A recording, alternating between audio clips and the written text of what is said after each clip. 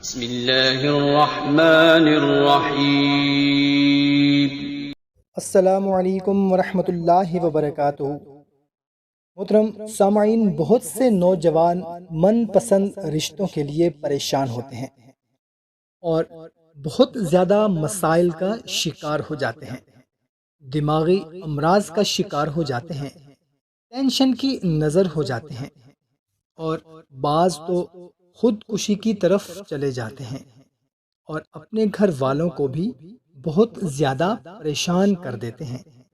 اور اپنی دولت سے محروم ہو جاتے ہیں، کیونکہ لوگوں پر بلا وجہ پیسہ لوٹاتے ہیں، ادھر ادھر پھرتے ہیں، ہر کسی کے دروازے پر دستک دیتے ہیں،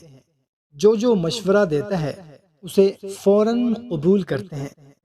کوئی پیسے مانگے پیسے دے دیتے ہیں، سونا چاندی مانگے وہ دے دیتے ہیں، یہاں تک کہ عزت آبرو کو بھی دو پر لگا دیتے ہیں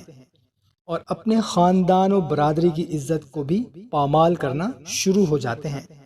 اور اپنے والدین کی عزت کا بھی ذرا برابر خیال نہیں کرتے۔ تو میرے بھائیوں اور بہنوں،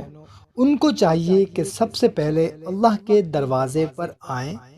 اور یہ جو عمل میں دے رہا ہوں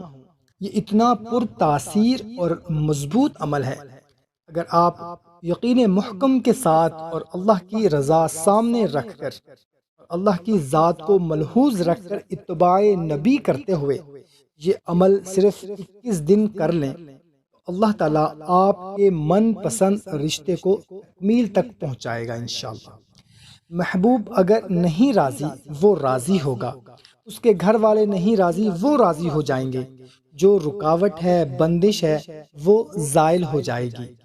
بندہ رکاوٹ ہے وہ زائل ہو جائے گا، جادو رکاوٹ ہے وہ زائل ہو جائے گا،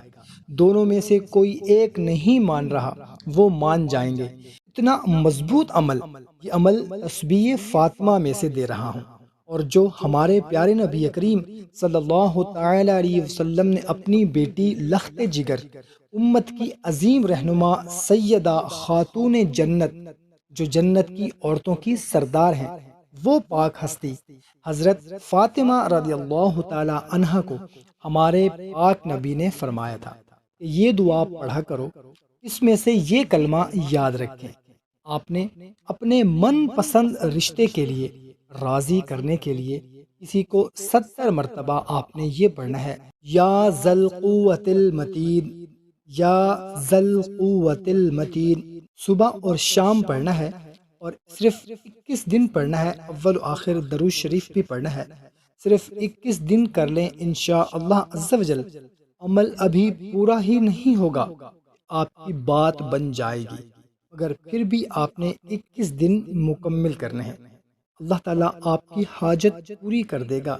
یاد رکھیں، 70 بار پڑھنے میں جتنا وقت لگتا ہے اتنا وقت آپ نے دعا مانگنے میں بھی لگانا ہے۔ خشوع کے ساتھ آپ نے اللہ کے حضور دعا کرنی ہے، اللہ کے حضور مانگنا ہے، آپ کی مراد پوری ہو جائے گی،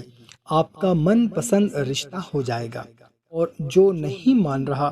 وہ مان جائے گا۔ اجازت کے لیے کومنٹ میں یا عزیزو لکھیں۔ ویڈیو اچھی لگی ہو تو اس کو لائک اور شیئر ضرور کریں۔ جزاک اللہ۔